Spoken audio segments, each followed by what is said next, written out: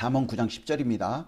여호와를 경외하는 것이 지혜의 근본이요 거룩하신 자를 아는 것이 명철이니라. 잠언 9장 10절 우리가 잘 아는 그런 말씀입니다.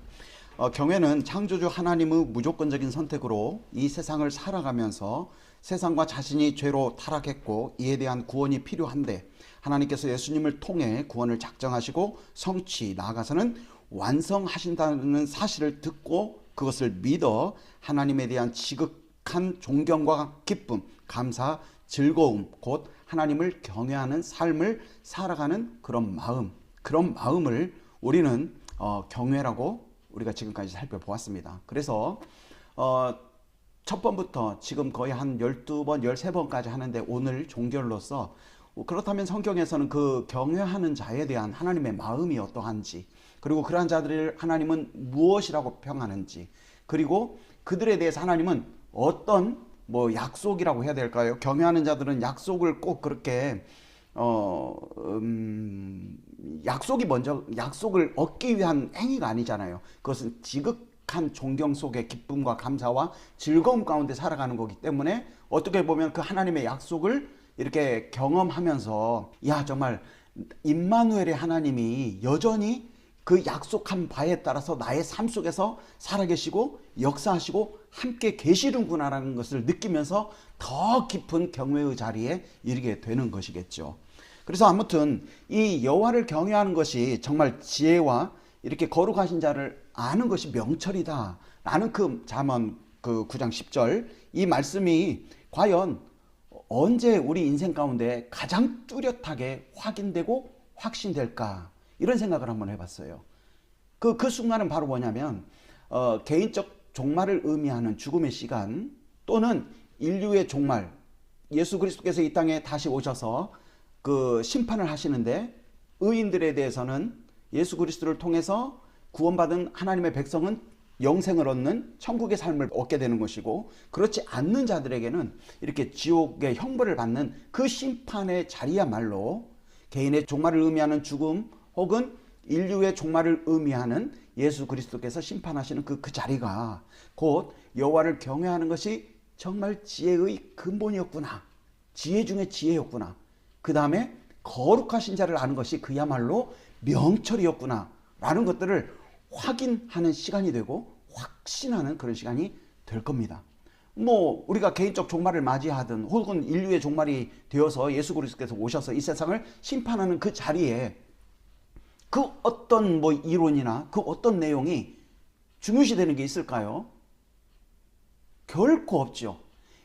정말 내가 어쩌다가 이렇게 정말 세상에 가장 유일무이한 지혜를 선택했고, 혹은 그 선택 이전에 하나님께서 나 같은 자를 선택해 주셔서 그 지혜를 듣고 믿고 알게 하시고, 그리고 여호와를 경외하는 그러한 삶을 살게 하셨을까?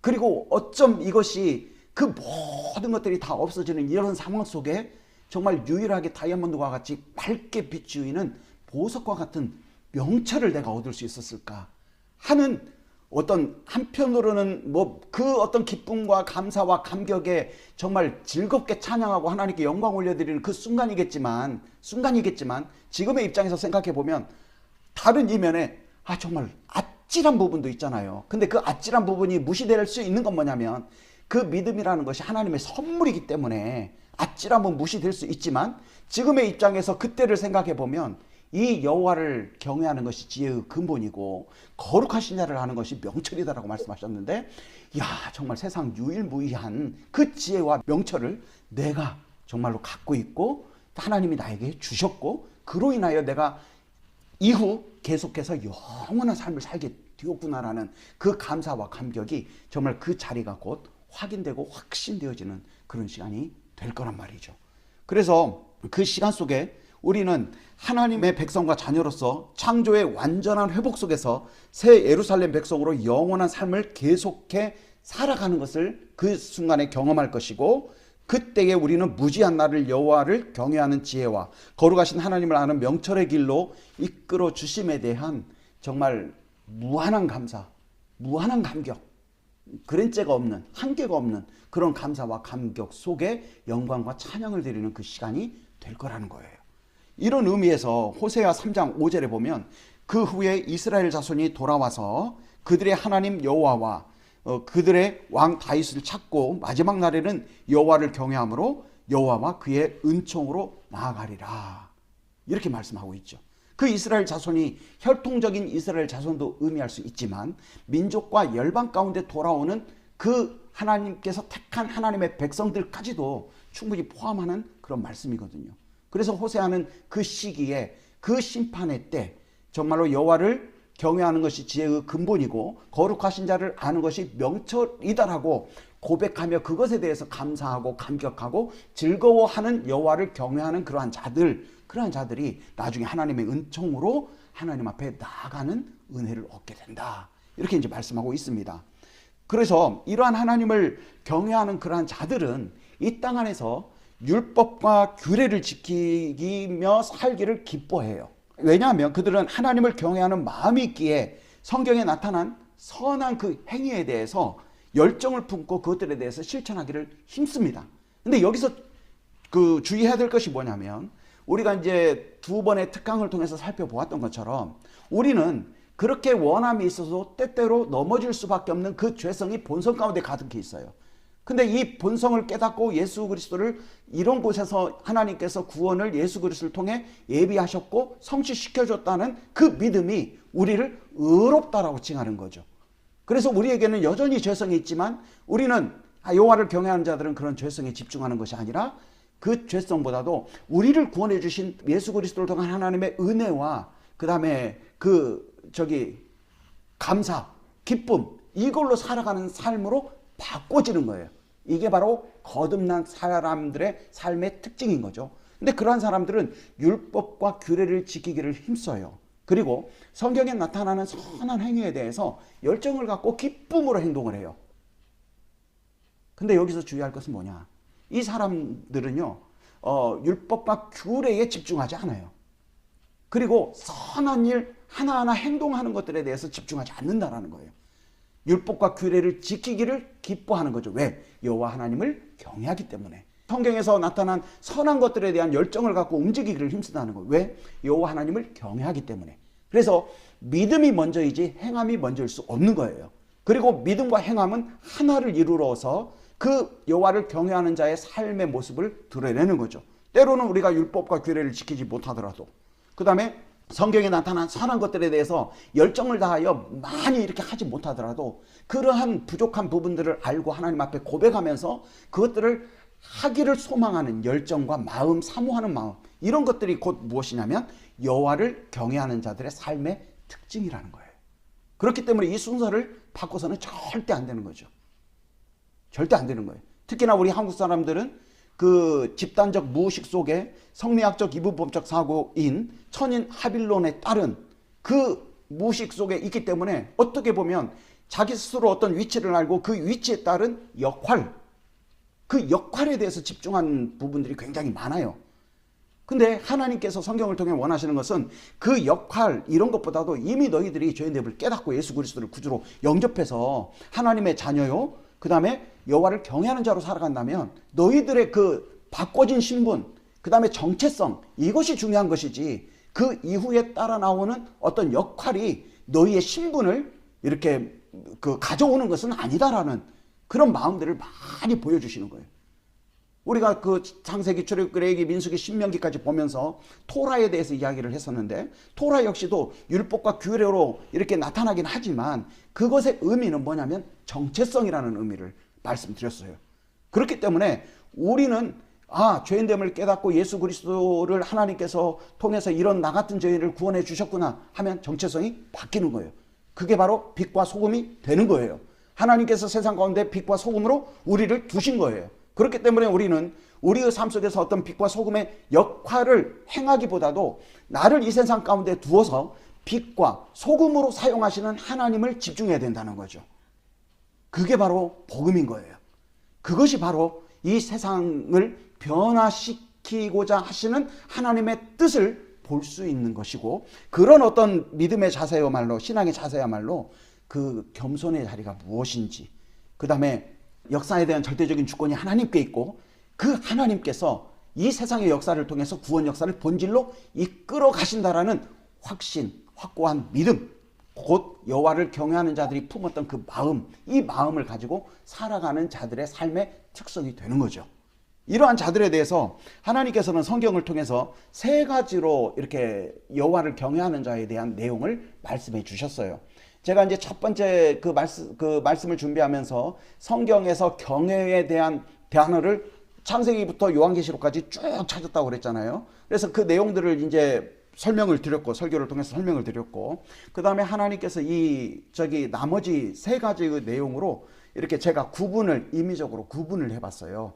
하나님께서는 경외에 대해서 경외라는 단어를 성경을 통해 어떻게 사용하셨는가 했었을 때 저는 그것을 세 가지로 이렇게 나눠봤거든요. 이제 그 중에 이제 첫 번째가 뭐냐면 하나님께서 경외하는 자들에 대해 품으시는 마음들이에요. 첫 번째가 그거고, 두 번째는 뭐냐면 경외하는 자들 너희들은 누구냐 이렇게 말씀하시는 거예요. 그리고 세 번째는 뭐냐면 경외하는 자에 대해서, 여호와를 경외하는 자에 대해서 하나님께서 약속해 주시는 것들이 있어요. 자, 그렇다면 우리가 하나님 앞에서 어떤 인간이 정말 완벽하게 살 수 있겠어요? 불가능해요. 하나님도 불가능하다고 말씀하셔요. 그러니까 하나님 대신 예수님이 이 땅에 오신 거죠. 근데 때로는 우리가 착각해서 우리가 마치 그런 사람이 될 수 있는 것처럼, 그리고 하나님을 영화롭게 한다는 것이 마치 어떤 큰 그 능력의 자리, 어떤 나의 어떤 능력이 하나님의 능력을 어떻게 해가지고 뭐 짜이게 이렇게 딱 보여줬을 때 그런 것들이 나타날 거라고 착각을 하는데 그렇지는 않다는 거예요. 하나님께서 바라보시는 것은 우리의 마음속에 정말 여호와를 경외하는 그 마음이 있냐, 죄인됨을 깨닫고 그 죄인된 나를 위해서 예수 그리스도를 이 땅에 보내주셨고 그거에 대한 믿음을 간직하면서 하나님에 대한 정말 지극한 존경, 그 다음에 그거에 대한 무한한 감사, 그거에 대한 무한한 기쁨, 감격, 그 속에 내가 살고 있느냐, 이 부분이 중요한 거지. 어떤 그것을 통해서 나타나는 결과론적인 내용들, 실천, 이것들에 대한 관심은 하나님이 전능하신 분이시기 때문에 별 그다지 이렇게 관심을 두지 않으시거든요. 그렇다면 이러한 자들에게 하나님께서는 이렇게 이제 크게 경외에 대해서 세 가지 내용으로 요약을 하셔서 말씀해 주셨는데, 첫 번째는 뭐냐면 여호와를 경외하는 자들을 어떻게 생각하시는가 이거예요. 첫 번째는 뭐냐면 하나님께서는 하나님을 경외하는 자들을 칭찬해 주셔요. 그리고 기뻐해 주시고, 그 다음에 친밀하게 대해 주시고, 친밀하니까 그들을 친구라고 말씀해 주시고, 예수님이 이 땅에 오셨어도 예수님의 뜻을 행하는 자들을 친구라고 말씀하셨잖아요. 그리고 그들을 긍휼히 여겨주시고 그 다음에 보살펴 주신다는 거예요. 자, 그렇다면 여호와를 경외하는 자, 죄인됨을 깨닫고 정말 예수 그리스도를 통해 하나님께서 나 같은 죄를 구원해 주셨다라는 그 한 창조주 하나님에 대한 지극한 존경, 사랑의 마음, 그것과 함께 감사, 감격, 기쁨 가운데 살아가고 있는 여러분들이라면, 저와 여러분들은 여호와를 경외하는 자들이겠죠. 그러한 자들에게 하나님께서는 뭐라고? 기뻐해 주신다. 칭찬해 주신다. 친밀하게 대해 주신다. 친구가 되어 주신다. 그 다음에 긍휼히 대해 주신다. 그 다음에 보살펴 주신다. 여러분의 삶 속에서 하나님은 분명히 이 내용들을 이루셨을 텐데 어떤 지점에서, 어떤 부분에서 그런 하나님이 여호와를 경외하는 여러분들에게 역사하셨는지, 나타나셨는지. 하나님의 말씀이잖아요. 어떤 순간에, 인생의 어떤 순간에 하나님께서 정말 친밀하게, 그 다음에 정말 긍휼하심으로, 그 다음에 보살핌으로, 칭찬해 주심으로, 그 다음에 기뻐해 주심으로 친구와 같이 나에게 다가오셨는가? 있는 거죠. 인생의 경험이 많고 적고를 떠나서, 나이가 많고 적고를 떠나서 하나님의 약속이니까 분명히 있지요. 긍휼이라는 건 뭔지 아세요? 긍휼이라는 단어는 히브리어로 엄마 뱃속에 자궁에 있는 태아를 의미해요. 거기서 나왔어요. 태아. 그러니까 한 여인이 씨앗을 받아서 임신을 하게 되잖아요. 그러면 그 아기가 정말 잘 자랄 수 있도록 얼마나 신경을 많이 써요. 그리고 굉장히 예민해지잖아요. 그리고 전에 먹어보지도 않았던 것들에 대해서 막 먹고 싶어 하는 마음이 생겨요. 왜? 본인은 싫어하지만 이 태아 때문에 그렇게 변화가 돼버려요. 하나님께서 말씀하시는 여호와를 경외하는 자들에 대한 마음은 뭐냐면 긍휼의 마음이라는 거예요. 긍휼의 마음. 그래서 그 엄마 뱃속에 있는 그 아기를 위해서 자기가 평시에 싫어하는 것조차도 다 먹어가면서 아이가 잘 양육되기를 힘쓰는, 완전히 아기로 인하여 바뀌어져 버리는 그런 어떤 분이 바로 하나님이라는 거죠. 여호와를 경외하는 자. 어떤 특별한 일을 한 자가 아니에요.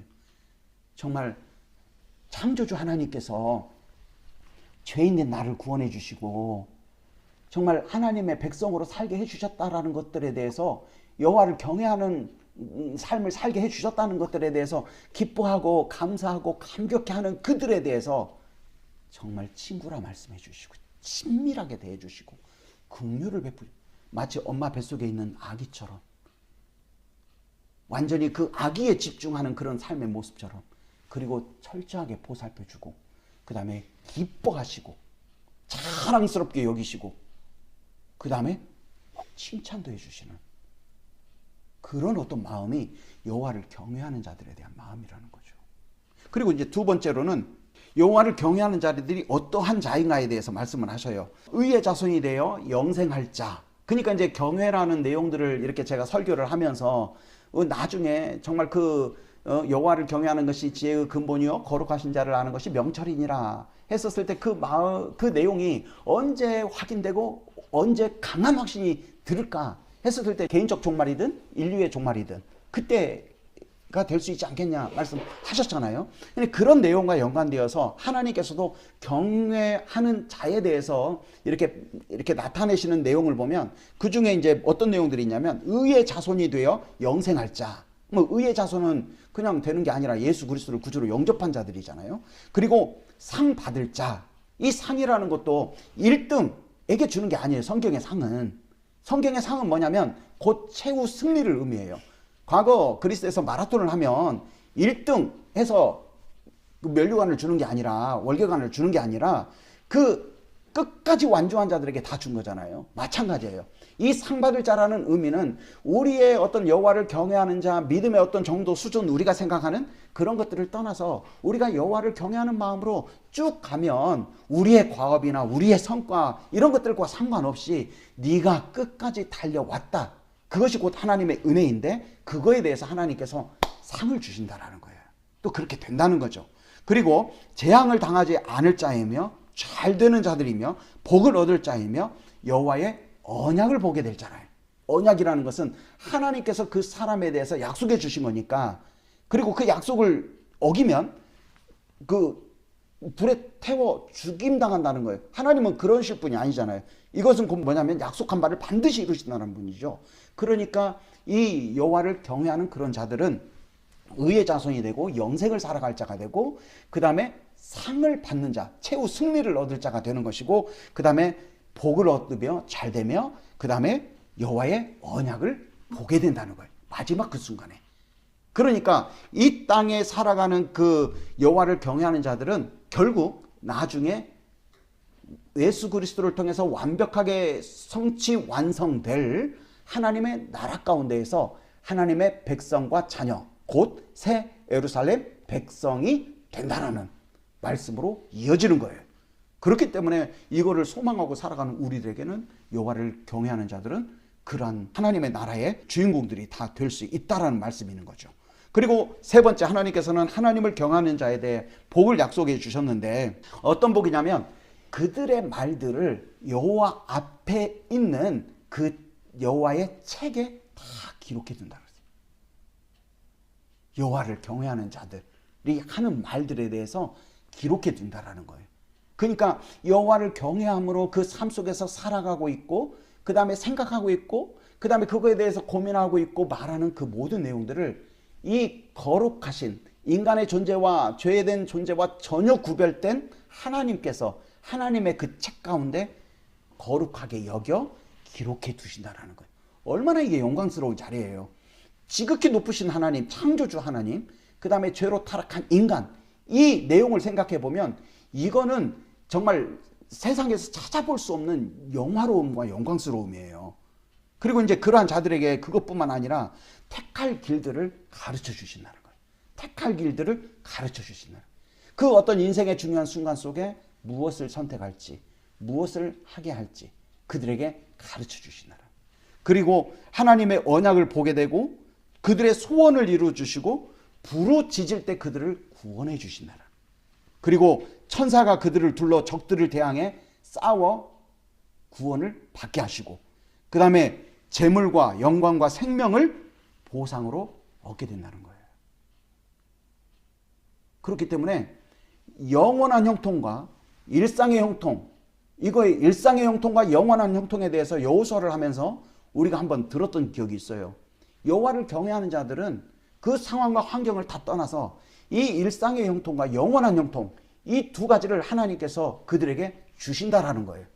그러면 우리는 그 하나님의 실현치 않으시는 하나님의 말씀을 믿고 순종하는 자로서 어떤 자세에 취하는 것이 맞냐? 바로 그 어떤 순간이 될지라도 여호와를 경외함으로 서야 된다는 것이. 그것이 바로 뭐냐면 스스로가 여호와를 경외하는 자인지 아닌지를 첫 번째 점검받을 수 있는 시간이고, 두 번째 하나님께서 여호와를 경외하는 자들에 대한 마음과 그들이 어떤 자이며 또 그들이 이 땅 안에서 혹은 영원한 나라에서 받을 그 복들에 대해서 이렇게 받을 수 있는 기회를 얻는 자들이 된다는 거예요. 이거는 하나님께서 이렇게 말씀하셨으니까 그 말씀에 대해서 우리가 아멘하면서 그대로 살아가는 거죠. 인생의 순간 속에서 여러 가지 우리는 결정할 사항이 있어요. 그렇죠? 그랬을 때 우리는 점검되는 거예요. 내가 여호와를 경외하는 자인지 아닌지. 그리고 두 번째는 내가 여호와를 경외했을 때 나에게 하나님께서 이렇게 약속하신 부분들이 이렇게 더디더라도 우리는 그 안에서 내가 그 어떤 것보다도 하나님을 믿습니다. 왜냐하면 언약을 통해서 말씀하셨던 하나님이기 때문에 이러한 상황이 나의 믿음을 결코 해할 수 없음을 제가 선포합니다. 하나님, 주님의 이름으로 나아갑니다. 그러면 하나님께서 어때요? 천사를 통해서 진을 치고 원수들을 막아주고 보살펴주고 가깝게 대해주신다고 그러죠. 그 하나님을 우리는 만나는 복이 있다는 거예요. 그럼 그런 사람들은 이 일상의 형통 속에 주어지는 그것들에 대해서 집중하지 않아요. 하나님께서 더 기뻐하시고 더 즐거워하시고 그 다음에 이 세상 안에서 여러 가지로 풀어가시는 하나님의 그 뜻에 대해서 마음을 자연스럽게 두게 돼서 하나님을 경외하는 더 깊은 자리로 나아가게 되는 거죠. 아브라함 보십시오. 그가 어떻게 불가능한 상황 속에 얻었던 아들을 하나님 앞에 드림으로 인하여 하나님에 대한 경외를 표현할 수 있었겠어요. 또 이삭 보십시오. 19년 동안 자녀가 없어요. 그럼에도 불구하고 하나님의 약속에 대해서 의심하지 않고 오히려 리브가의 그 믿음이 흔들리지 않기를 하나님께 간구하는 모습을 보였어요. 어떻게 이삭은 그럴 수 있었어요? 또 야곱 보십시오. 정말 그야말로 파란만장하지 않았어요? 자존심이라는 것이, 자존감이라는 것이 정말 바닥에 떨어져서 그걸로 끝나지 않고 그 지하로 뚫고 들어가는 그런 상황 속에서도 이 야곱은 하나님을 부인하지 않았어요. 어떻게 그럴 수가 있어요? 또 그 이후에 나타나는 요셉 보십시오. 요셉 어때요? 그 자기의 순수한 마음을 곡해해서 형들의 그 무자비한 대우를 받았음에도 불구하고 그것이 전혀 문제가 안 돼요. 그에게 진실되게. 어떻게 요셉은 그렇게 될 수 있었어요? 당시 정말 문명을 주도했던 이집트의 왕 파라오, 그의 명령을 거절했다가는 목숨이 죽을 수도 있어. 그런 명령에 대해서 십부라와 부하는 거절했어요. 어떻게 그 여인들이 그럴 수 있는 거예요? 산파장 그들이. 우리는 의문을 던질 수 있어야죠. 어떻게 그들은 그럴 수 있을까? 여호와를 경외했기 때문에. 그러면 나는 뭔가? 나는 여호와를 경외하는 자이다. 그러면 나의 삶 속에서는, 그들과 나의 삶 속에서는 어떤 차이점이 있는가? 그리고 그 안에서 나는 그 성경의 내용들을 보았을 때 어떻게 여호와를 경외해 가야 되는가, 이런 것들에 대해서 생각해 보셔야 되는 거죠. 우리 모든 삶의 전 영역 속에 분명히 당신이 여호와를 경외하는지 그렇지 않는지에 대해서 수많은 내용들이 도전해 올 거예요. 그랬을 때 우리는 오늘의 말씀을 취해서 전 하나님, 제가 실패해도 저는 여호와를 경외하는 자입니다. 제가 설령 정말 나를 향해 화살을 쏘는 나는 그런 어떤 존재인 것처럼 여겨지는 그 순간에도 하나님, 절대 저는 포기할 수 없는 게 여호와를 경외하는 자입니다. 하나님, 저는 죄인됨을 깨닫고 예수 그리스도를 구주로 영접해서 정말 그것에 대한 감사와 기쁨, 감격 속에 내가 살아가고 있습니다. 그리고 그 안에서 정말 저는 여호와를 경외하는 자로서, 하나님을 경외하는 자로서 이 땅에 두신 하나님의 자녀임을 믿습니다 하면서 나아가는 자들이 곧 우리의 삶인 거예요. 그래서 우리는 실패도 중요하지 않아요. 우리에게 유일하게 남는 건 뭐냐면 여호와를 경외하는 자라는 거예요. 이거는 내가 선택한 게 아니라 하나님께서 우리에게 부여해 주신 거라는 거죠. 그리고 우리는 이 이후의 삶의 현장에 나가서 그것들이 경험해보고 시험해보고 보여주고, 넘어지더라도 부인하지 않고, 왜? 하나님께서 언약해 주신 것이기 때문에 그 믿음을 가지고 나아가는 것이죠. 그랬을 때 우리를 더 가깝게, 더 친밀하게, 그 다음에 더 정말 사랑스럽게 끊임없는 인자와 사랑으로 우리와 함께 하시는 그 하나님을 경외하는 삶으로 이어질 줄 믿습니다.